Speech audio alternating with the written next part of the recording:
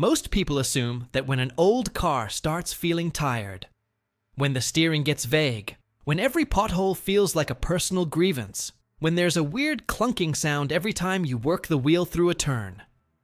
They assume that's just what old cars do. They chalk it up to mileage, to age. They tell themselves the car has earned its roughness, and the only way out is a full suspension rebuild or a new car payment.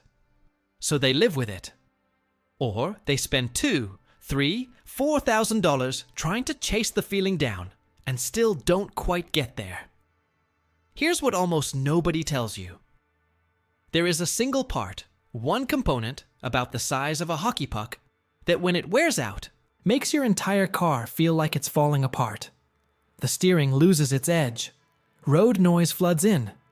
The whole chassis feels disconnected, like it's all just loosely related pieces instead of one solid machine.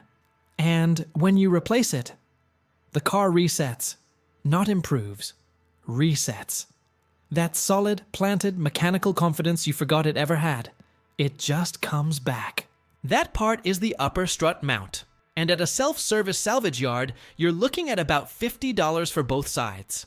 Let me explain the physics of this, because once you understand what this part is actually responsible for, you'll understand why nobody talks about it, and why that's such a problem for high-mileage car owners.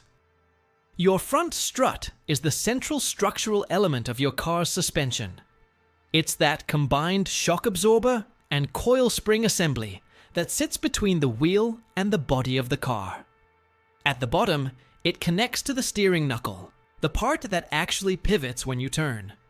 At the top, it has to connect to the car's chassis somehow. That connection is the upper strut mount. Now here's what that mount is doing every single second you're driving. First, it's carrying vertical load. It's supporting the corner weight of the car. Second, it's acting as a rotational bearing. It allows the strut assembly to rotate smoothly when you steer, so the wheel can change direction without binding. And third, it's an isolation layer. The rubber in that mount absorbs vibration and road shock so it doesn't transmit straight into the cabin. 3 jobs, simultaneously, all the time. After 80,000, 100,000, 150,000 miles, that rubber has compressed and cracked and lost its elasticity. The bearing has worn or corroded. And when the mount starts failing at all 3 jobs at once, everything feels wrong at the same time. Here's the diagnostic that takes about 90 seconds and will tell you whether this is your problem. Roll your window down, sit in the driver's seat, and turn the steering wheel slowly from full lock to full lock. All the way left, all the way right. Ideally while someone stands near the front of the car and listens. What you're listening for is any grinding, clunking, popping, or creaking during that movement. Not road noise, actual mechanical noise that happens in response to steering input. On badly worn mounts, you can sometimes feel it too. A notchy resistance, like the steering is. Moving in clicks rather than flowing smoothly. The second test is simpler. Push down firmly on each front corner and let go. It should bounce once and settle. Clean, controlled, done. If it bounces more than once, or if you hear a clunk on the rebound, that's telling you something significant. Both of those things together, steering noise and excessive bounce. You're almost certainly looking at strut mount failure.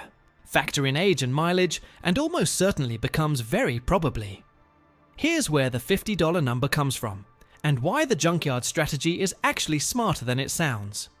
New upper strut mounts, OEM or equivalent quality, typically run $40 to $120 per side, depending on the vehicle. For a pair, you're looking at $80 to $240 before any labor. People see that number, decide it's not in the budget right now, and go back to living W with a car that drives like it's coming apart. Self-service salvage yards change that math completely. A pair of upper strut mounts pulled from a matching donor car? Typically $15 to $30 per side. You're walking out for $50 total, sometimes less. And here's something counterintuitive that experienced mechanics already know. A used OEM mount from a lower mileage donor vehicle often outperforms a new budget brand aftermarket part. The rubber compound and bearing quality in the original equipment, even with some miles on it, can be significantly better than what you get from cheaper aftermarket options. Not always, but consistently enough that it's worth knowing. The strategy is straightforward. Find a donor car of the same generation as yours. Same make, model, trim if possible. Call the yard ahead of time and confirm they have it. Bring your own tools, typically a ratchet, a 21mm socket, and a 13 or 14mm for the top nuts depending on your platform. Budget an hour at the yard. Pull both sides while you're there. Never do one and leave the other. Always both. Now I have to be straight with you here, because I'd rather lose you on enthusiasm than have you hurt yourself. Replacing upper strut mounts means disassembling the strut assembly, and that means dealing with a coil spring under significant compression. It's storing a real amount of potential energy at all times. If you don't have a proper spring compressor, and if you haven't used one before, this is not the job to figure it out on. Incorrectly handled springs have sent people to emergency rooms. That's just the reality. If you've done struts before, this job is entirely within reach. If you haven't, watch professional level instruction carefully before you start. Or consider this. Bring your salvage yard parts to a shop you trust and have them do the installation only.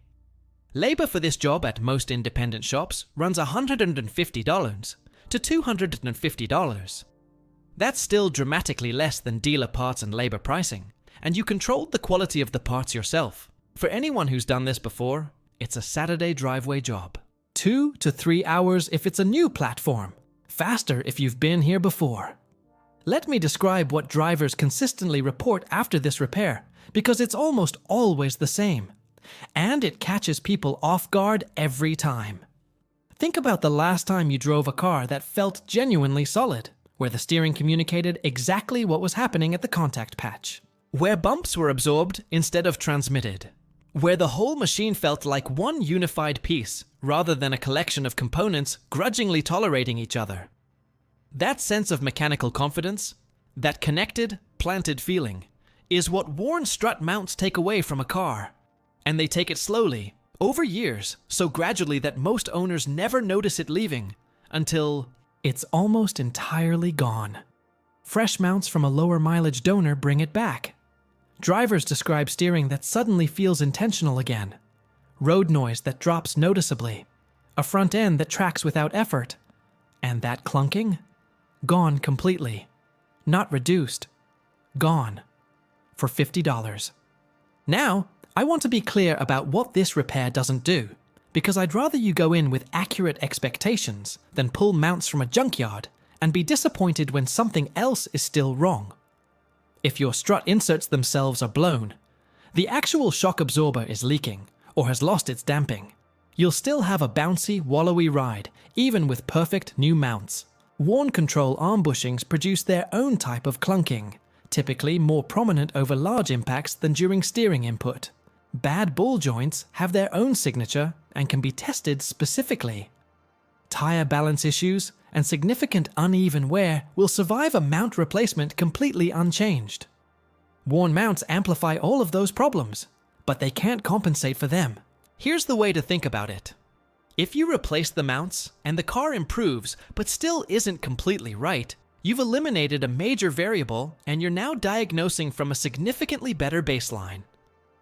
Start with the mounts on any high-mileage car because they're almost always contributing to the problem. Then work outward from there. Your old car isn't necessarily dying. It isn't necessarily past the point of feeling good again.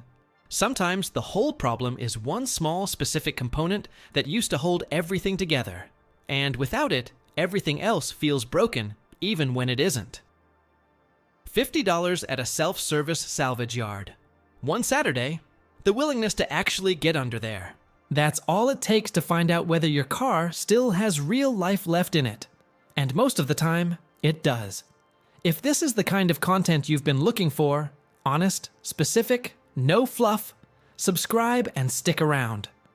I've got a video coming on the other high mileage salvage yard parts that deliver the same kind of impact per dollar on driving feel. There are 4 or 5 of them, and most people have never heard of any of them. You won't want to miss that one. And drop something in the comments. What's the best value part you've ever pulled from a junkyard? The best answers in there are usually better than anything I come up with on my own, and I read all of them,